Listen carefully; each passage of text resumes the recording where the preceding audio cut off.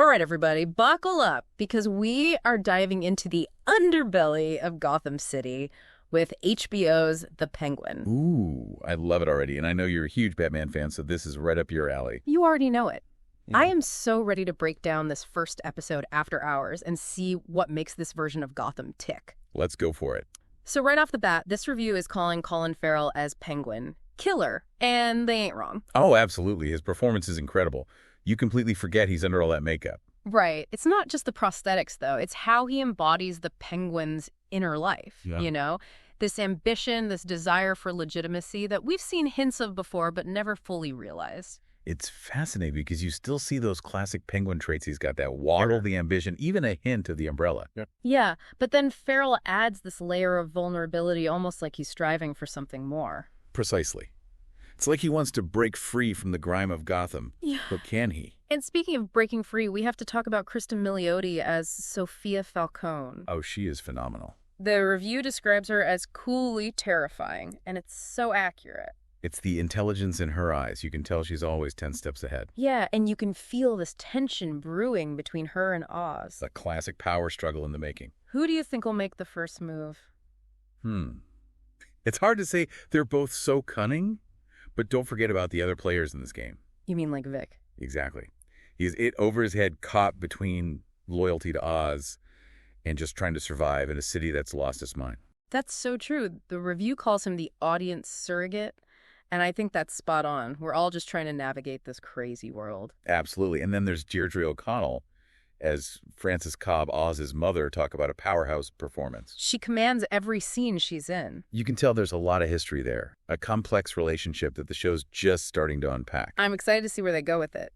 So we've got Oz vying for power, Sofia playing the long game, Vic just trying to keep his head above water, and it's all happening against the backdrop of this incredibly gritty and real Gotham City. It's a Gotham we rarely get to see stripped down and raw. It's like they took all the Gothic grandeur of Gotham and just peeled it back to expose the rot underneath. It's incredibly effective, though, wouldn't you say? You really feel the weight of this city pressing down on these characters. For sure. The review even compared it to classic crime dramas like The Godfather and The Sopranos. Yeah, and those comparisons make sense when you think about it. The power struggles, the family betrayals, the violence bubbling under the surface. It's all there.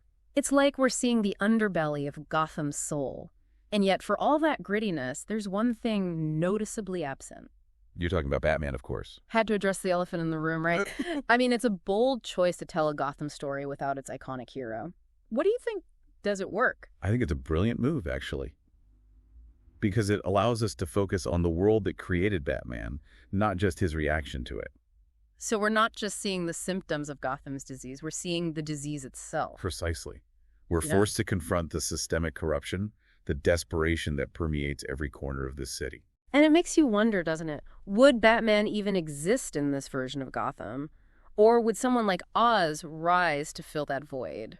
That's the million-dollar question, isn't it? It's like the city is holding its breath, waiting for a savior that may never come. It's a bleak thought, but also strangely compelling, because it forces us to confront the reality that sometimes there are no easy answers, no heroes to swoop in and save the day. Exactly.